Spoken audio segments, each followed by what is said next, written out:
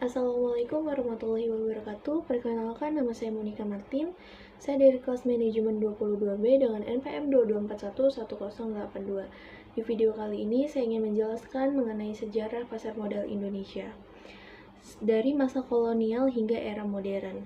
Pada masa kolonial, pada tahun 1912 sampai 1942, pasar modal pertama di Indonesia dibuka oleh pemerintah kolonial Belanda di Batavia atau Jakarta pada 14 Desember tahun 1912.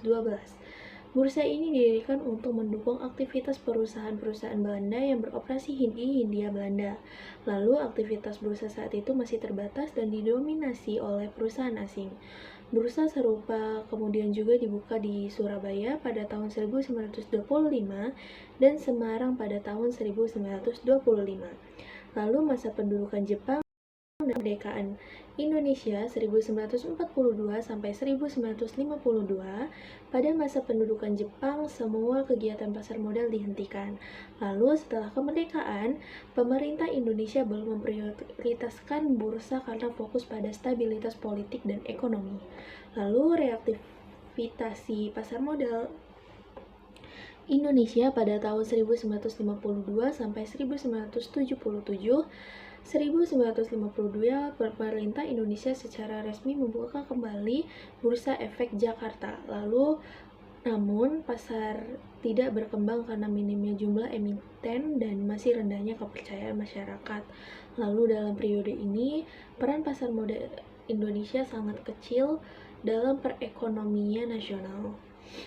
Lalu kebangkitan pasar modal Indonesia itu pada tahun 1977 sampai 1987. 10 Agustus, pemerintah meresmikan kembali Bursa Efek Jakarta dan PT Semen Cibinong menjadi perusahaan pertama yang mencatatkan sahamnya.